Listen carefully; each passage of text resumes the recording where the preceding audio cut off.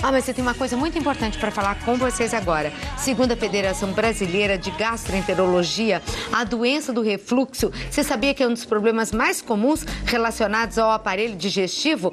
Olha, para que você tenha uma ideia em casa, estima-se que 45% da população ocidental relate ocorrência de algum episódio de refluxo por mês e que 5 a 10% dessas pessoas têm um refluxo todos os dias. Para falar sobre esse assunto no programa, tá linda, doutora. Eu estou recebendo aqui no programa a doutora Adriana Costa, ela tá de verde, super bonita, que é endoscopista e gastroenterologista. Tudo bem, doutora? Tudo bem, Claudete. Fez boa viagem? Muito boa viagem, mais uma vez um prazer o seu convite e estar aqui com vocês na TV Aparecida. Eu é que agradeço. Olha, são 16h19, dá tempo, esse é o assunto, mas como a doutora faz endoscopia e ela trouxe até um bonecão que depois ela vai mostrar, se for algum problema dessa parte você pode perguntar, né, doutora?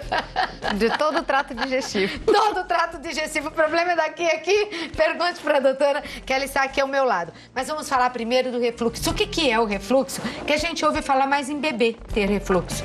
Bem, nós temos um vídeo que ilustra bem o que é o refluxo. Tá. Toda comida que a gente, para passar da garganta até o estômago, que está aqui, passa por esse tubo que é o esôfago. Então, essa comida, quando chega no estômago, ela não pode refluir.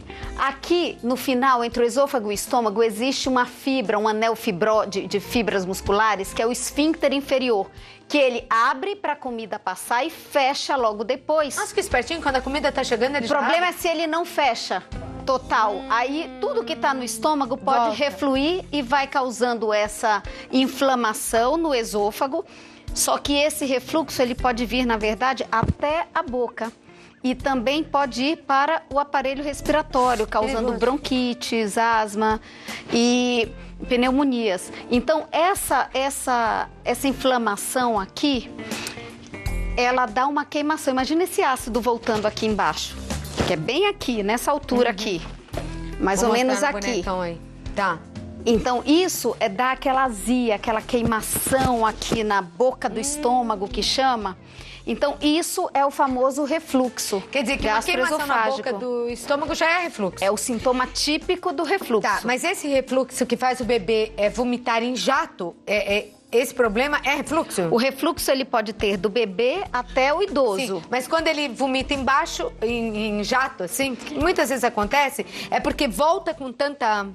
Isso. Quando a gente vê qualquer pessoa vomitando em jato, a gente precisa ter uma boa avaliação também da nuca, porque existem doenças para diferenciar, inclusive meningite. Se tiver com esse vômito muito em jato, vem acompanhado de febre. Mas o vômito em si, quando é no bebê, na criança até 1 ano, mães não precisam se preocupar, assim, desesperadamente. É bom procurar o médico, o pediatra, porque...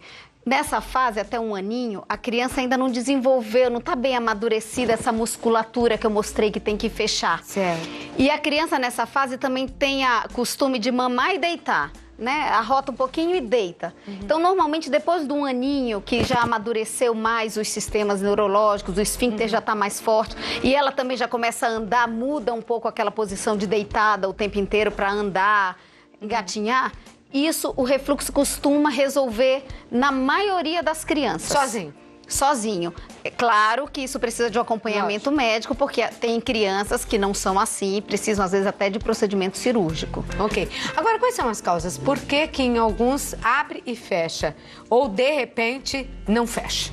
Bem, as causas do refluxo, elas são multifatoriais, mas elas têm a ver com esse músculo que está lá embaixo. Qualquer coisa que evite que ele feche, ou o paciente tem uma hipotensão, aquela musculatura inteira não funciona, ou ele tem isso transitório, tem horas que aquilo fica semiaberto, depois fecha, ou se ele tem uma hérnia de hiato, que é isso aqui, olha, vamos mostrar aqui no boneco. Vamos desmontar o corpo.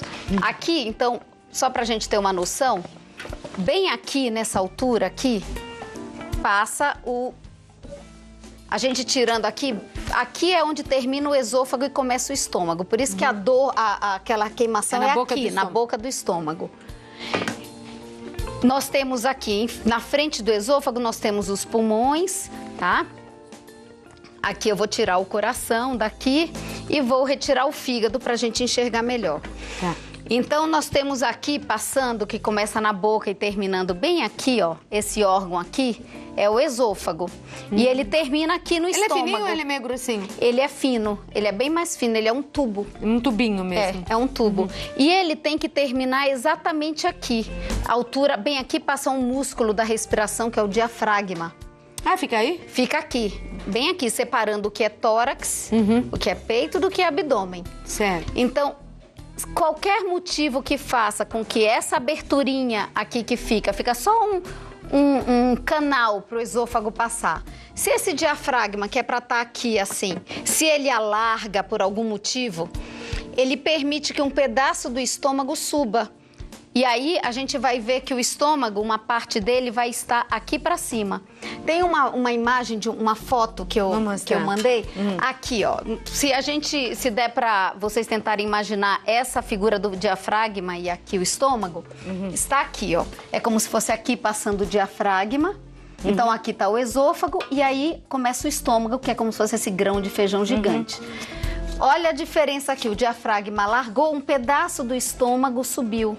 Essa bolinha aqui. Nossa. Quando ele sobe, ele impede, esse esfíncter já não vai mais funcionar tão bem. Direito. Mas por que sobe assim? Então, a sabe? pessoa pode ter qualquer coisa que aumente a pressão intraabdominal, às vezes problemas anatômicos mesmo da pessoa, podem fazer com que isso aconteça. Pode ser hereditário, então? Pode ter algum fator genético em relação à parte de anatomia, mas na verdade tem muito a ver com a anatomia e tem a ver mesmo com esse fechamento do esfíncter. Agora, por exemplo, a pessoa ganhou peso também, ela está obesa. É um fator de risco, por quê? Porque aumenta muito a pressão intraabdominal e às vezes você faz com que reflua, porque a pressão do estômago é muito maior do que a pressão do esôfago. Quanto mais aumenta esta pressão, mais eu vou ter Doutora, refluxo. mulheres que provocam vômito, que sofrem de bulimia, podem estar enfraquecendo esse músculo do esôfago, não? É uma doença, a bulimia é uma doença que até um certo momento eu acho que sim, mas na verdade ela tem mais a ver com fatores psicológicos, mas toda vez que vocês Sim, mas por exemplo, vômito, o ato de ter a doença e tá sempre vomitando, tem mulheres que vomitam 40, 50, 60, 80 vezes por dia. Você tá sabendo? Isso é uma doença muito grave, triste, muito séria. E muitas meninas sofrem disso. Só que aí, assim, ela vai ter, se fizer uma endoscopia, ela vai ter uma esofagite, porque ela tá tendo muito refluxo ali pelo próprio vômito. E os ácidos do estômago voltam, Sim, volta tudo, volta comida, mas volta ácido. Só que a base do tratamento dela não é esse. São doenças diferentes. Ela tem como consequência. Mas, então, como consequência, um fator de risco, por exemplo, sei lá, para ter, pode ser a doença? Ela vai ter, sim, uma esofagite. Provavelmente ela terá uma esofagite, o grau de severidade vai depender do grau dos sintomas dela, da doença dela, mas a doença de base dela, a priori, não é a doença do refluxo. Agora eu queria saber quais são os fatores de risco para o refluxo. Você falou da obesidade, devem existir outros? Na verdade, assim, a Federação Brasileira de Gastroenterologia, ela fala em 10 a 12% da população, mas isso tirando por baixo, porque só foram levados em conta os sintomas de queimação retroesternal, a pirose, a azia, né? E que são os sintomas típicos. E aquele sensação do bolo, de que sobe um ácido até a boca. Se nós levarmos em consideração os sintomas que não são tão frequentes, como tosse, rouquidão. Tem gente que tem aquela tosse de manhã, uma rouquidão. Não sabe nem por quê. E é refluxo. Muitas vezes é refluxo. Se levar em consideração isso, acredita-se que essa gama, essa porcentagem de pacientes sobem bastante. Mundialmente, falam-se em 20% da população acometida por doença do refluxo. Bastante gente. É muita gente. Fatores de risco, obesidade? Além da obesidade, e que é um fator importante de falar, porque a obesidade e o sobrepeso, uma vez tratados, esses pacientes eles podem inclusive deixar de ter o refluxo. Além disso, o tabagismo, ingestão de bebidas alcoólicas, algumas doenças como diabetes fazem com que a pessoa possa ter refluxo porque elas têm uma digestão mais lenta, um esvaziamento do estômago mais lento. Algumas medicações, alguns antidepressivos podem facilitar. A gravidez e o tipo de alimentação e principalmente a forma, aquelas dietas, que faz aquela refeição super volumosa, com excesso de gordura, e que logo depois, o que acontece com muitos de nós, né, que chega, às vezes passa o dia inteiro comendo aos pouquinhos, a refeição principal é o jantar, chega em casa, come aquele prato, logo depois vai se deitar. Esse é o paciente que provavelmente vai ter refluxo. É muito, muito forte, a muito grande. Então, é essencial que você diminua, não faça essas refeições super volumosas, principalmente no jantar. E respeite pelo menos 2 a 3 horas após a ingestão do jantar para se deitar. Tá certo. Tem gente que já come na cama, né? Come muito até na cama e aí vai dormir com o estômago cheio. Nossa, tem uma ajuda aqui, mas eu preciso chegar perto que tem uns nomes de medicamento e também de uma doença que eu quero que você veja. Olha, tem muita pergunta, mas dá tempo hoje de responder o seu e-mail, tá? São 16h32. Se mandar um e-mail sobre trato digestivo ou refluxo, que é o nosso assunto, mas pode ser outro problema, a doutora tá aqui para ajudar. E acho que é bom, né, como médico, poder atender dessa maneira. Com certeza. Aqui, ó, Eliane Alves, oi, Claudete, me ajude, por favor. Estou com refluxo grave desde sexta-feira. Dores no estômago, dificuldade para comer, dificuldade respiratória, dor no peito. Fui para emergência 2 vezes, estou medicada, o nome do medicamento. E ela quer saber se a medicação está correta, se existe cura ou se pode ser, né, para sempre isso que tá dando nela, se pode ser uma coisa que vai se tornar crônica. E ela também faz esse comentário, ela já teve úlcera, diz que não pode tomar nem anti-inflamatório, nem antibióticos. Tá. Deu pra ler? Deu. Elaine, é isso? Elaine Alves. Você não falou de onde é, né, Elaine? Mas boa sorte. Bem, Elaine, a primeira coisa assim, essas dores fortes retroesternais, o paciente quando chega com essa dor se confunde muito com dor no peito e de coração. Primeira coisa que o paciente quando chega isso no pronto-socorro, precisa ser visto primeiro a parte, se tiver alguma dúvida que seja cardíaca, precisa primeiro descartar que não é nada cardíaco. Quando você descarta, a outra grande possibilidade é que seja realmente o refluxo. Uma vez feito isso, e já vamos chegar começar dizendo que realmente é refluxo. As medicações que eu vi aqui são as medicações que normalmente se usam para a doença do refluxo. Numa fase aguda, a gente coloca o inibidor de bomba, que tem vários, eu vou falar o nome da droga, não o nome comercial. Omeprazol, esomeprazol, pantoprazol, todos essa é a principal medicação para o tratamento da doença do refluxo. Numa fase aguda, se você não estiver respondendo ainda bem, de sexta para cá, já é para ter melhorado. Se ainda não melhorou, pode ser que precise aumentar a dosagem da medicação. Essa dosagem não seja o suficiente, aí precisa voltar no médico. A outra coisa, em relação à bactéria que você perguntou do H. pylori, não há nenhum consenso dizendo que ela pode aumentar ou atrapalhar o seu refluxo ou tá fazendo com que ele seja mais grave.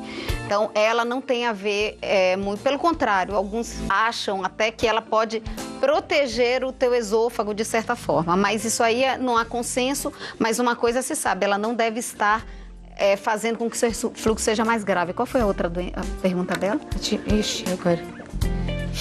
Já fui eu acho que PVC, mas acho que era isso, né? Ela já teve úlcera, né? Não pode tomar anti-inflamatório. Se tem cura ou se é crônico. Se é crônico, isso. Então, isso é uma coisa que eu acho que é importante não só para a Elaine, mas é uma dúvida. Então não vamos falar já. Depois a gente fala da cura e do tratamento, tá bom? Só pra... Você aguarda aí, assim você não muda de canal, não vai pro programa da vizinha, você espera aí que a gente vai falar.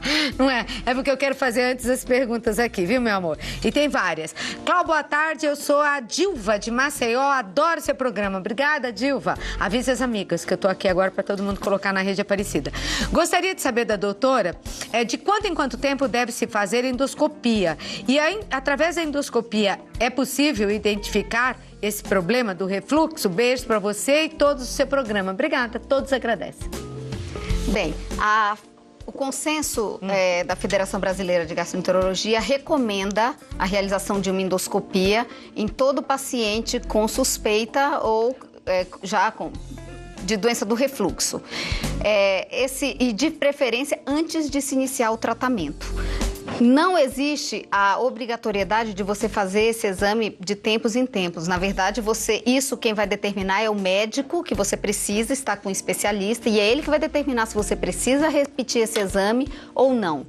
quando que normalmente eles pedem para o paciente fazer o exame? O paciente que está em tratamento, como a pergunta anterior, não com 4 dias, mas está em tratamento e não tem uma resposta adequada ao tratamento.